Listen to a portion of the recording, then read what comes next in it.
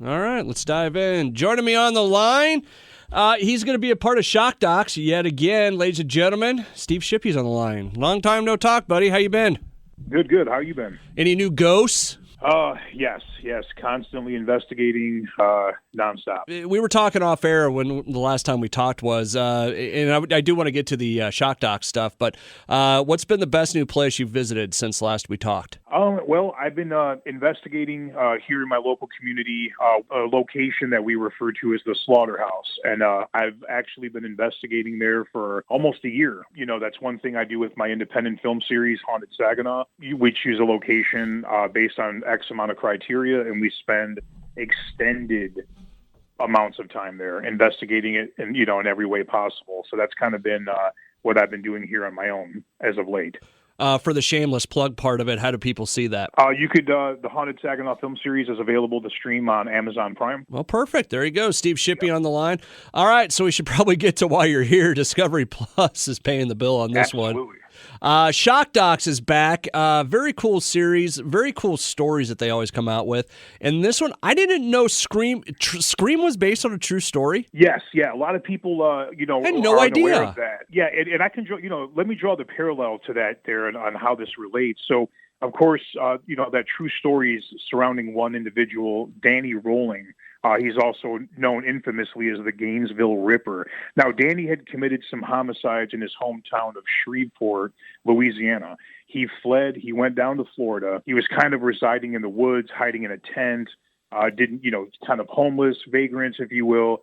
But he would go out at night and stalk his victims and began a killing spree down there. He was targeting college-age women that attended the university, because Gainesville is a huge university town.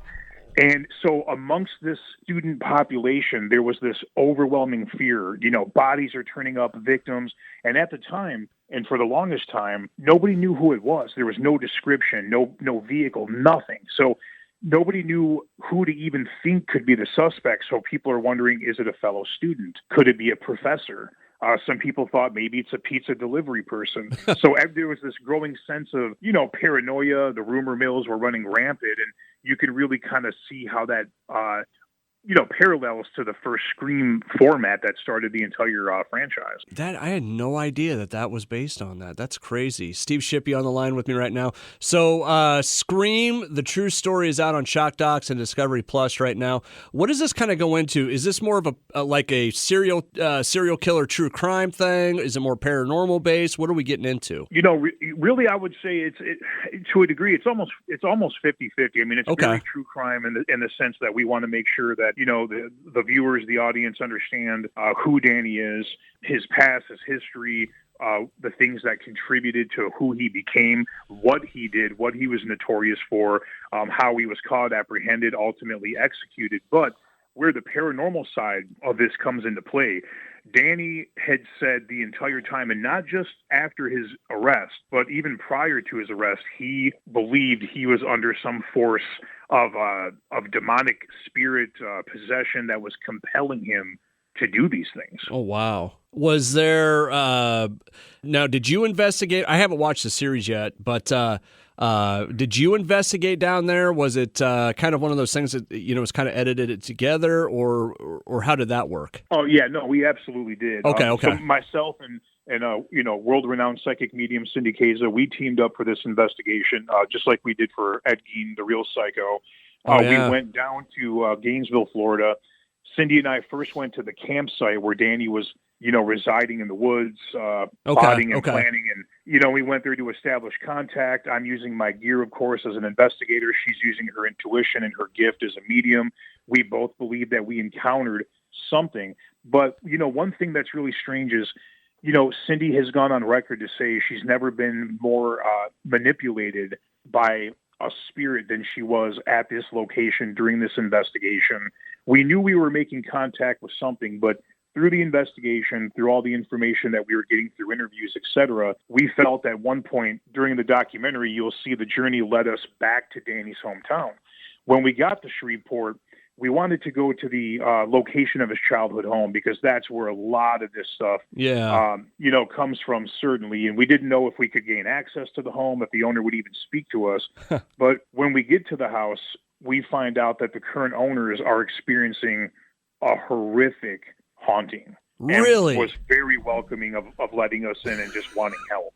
Boy, if someone would just show up on our doorstep and help us out with this, that would be great. Was it that sort of thing? Yeah, I mean, it was so unusual because, and what she was saying, the gravity of it, being attacked almost nightly in their bed, the feeling of being pushed down, being choked, things being thrown around the house. That's crazy. And I asked her, when you first bought this house, were you experiencing activity? No, not at all. Okay, well, so she'd lived there for years without activity. And I said, well, when did it start? She said, well, it was just about Thanksgiving of 2006. What's interesting about that is Danny was executed in October of 2006. Oh. So right away, that gave me chills thinking, did his spirit return back to this house after his death? Oh, wow. That is kind of creepy, the similarities there. Steve Shippy joining me on the line, talking about Shock Doc's Scream, the True Story on Discovery Plus, out right now. After you actually, two questions for you. How did they grab you for this? Did they say, hey, we've got a couple of different ones of these we'd like you to try out, or did they just think, hey, Steve would be great for Scream? Well, how that came to be is essentially that. I mean, ultimately, they were receiving a lot of information that, people down in Gainesville, out in the wooded area, were experiencing a haunting that they believed could be attributed to Danny Rolling. And when they were trying to figure out who would be the best investigators for this, me personally, I believe it's because Cindy and I had worked on a case Ed Gein, of course, another, serial killer monster type individual. And I think based on the fact that we had just conducted a case like that, I think they felt we were the perfect follow-up for this. After doing the investigation, what did you walk away with? What were your thoughts?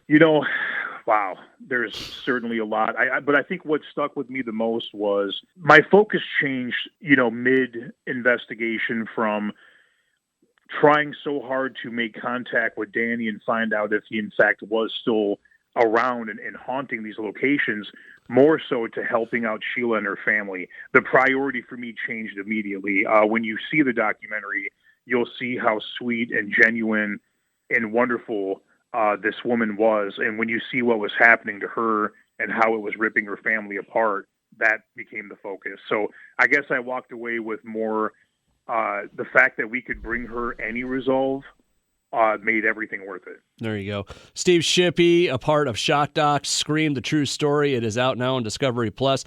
Steve, what else you got coming up? You're always a busy cat. Yeah, absolutely. Several more projects coming up right now. And then, I guess going back to my independent stuff, I'll be releasing my 11th documentary around Halloween. Oh, really? Yes. Will you come back and tell us about it? Oh, absolutely. I would love to. Perfect. Steve, thank you so much. You're a great dude, and good luck with the ghosts, okay? All right. Thank you.